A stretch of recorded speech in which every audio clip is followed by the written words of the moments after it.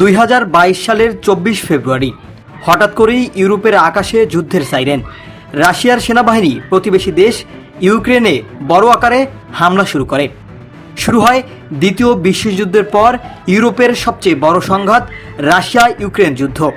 কিন্তু প্রশ্ন হলো, এই যুদ্ধ কেন শুরু হলো, আর এই যুদ্ধের মানবিক ও অর্থনৈতিক মূল্য কত?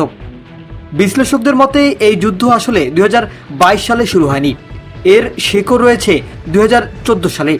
সেই বছর রাশিয়া ইউক্রেনের কৌশলগত অঞ্চল ক্রিমিয়া দখল করে নেয়।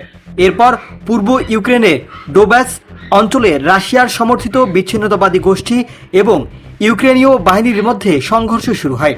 গবেষণা অনুযায়ী 2014 সাল থেকে 2022 সালের আগ পর্যন্ত এই সংঘাতে প্রায় 14,000 মানুষ নিহত হয়। যুদ্ধের আরেকটি বড় কারণ ন্যাটো। শীতল যুদ্ধের পর ন্যাটো ধীরে ধীরে পূর্ব ইউরোপে সম্প্রসারিত হতে থাকে। পোল্যান্ড, রোমানিয়া এবং বাল্টিক দেশগুলো ন্যাটোতে যোগ দেয়। রাশিয়ার দাবি, যদি ইউক্রেনও ন্যাটোতে যোগ দেয় তাহলে পশ্চিমা সামরিক শক্তি রাশিয়া সীমান্তে খুব কাছে চলে আসবে। এ কারণেই মস্কো দীর্ঘদিন ধরে ইউক্রেনের ন্যাটো সদস্যপদের বিরোধিতা করে আসছে। 2013 সালে ইউক্রেন ইউরোপীয় ইউনিয়নের সঙ্গে একটি গুরুত্বপূর্ণ চুক্তি করতে যাচ্ছিল, কিন্তু তখনকার সরকার হঠাৎ করে চুক্তি বাতিল করে।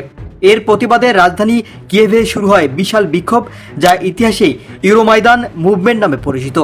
এই আন্দোলনের পর সরকার পরিবর্তন হয় এবং ইউক্রেন পশ্চিমা বিশ্বের দিকে আরও ঝুঁকে পড়ে। রাশিয়ার মতে এটি তাদের প্রভাব ক্ষেত্রে বড় রাজনৈতিক পরিবর্তন। এই যুদ্ধ শুধু রাজনৈতিক সংঘাত নয়, এটি মানবিক বিপর্যয়ও।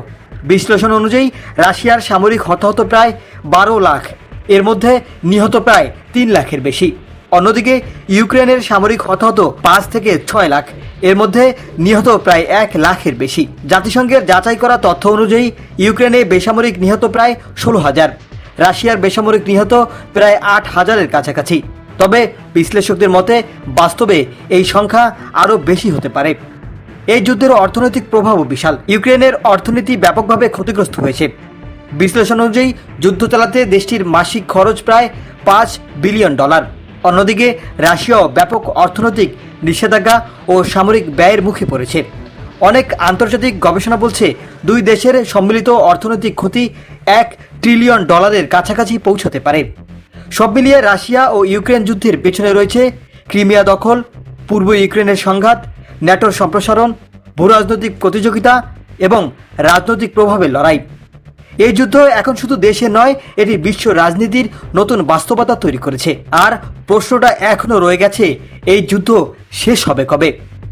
আপনি আপনার মতামত জানাতে পারেন।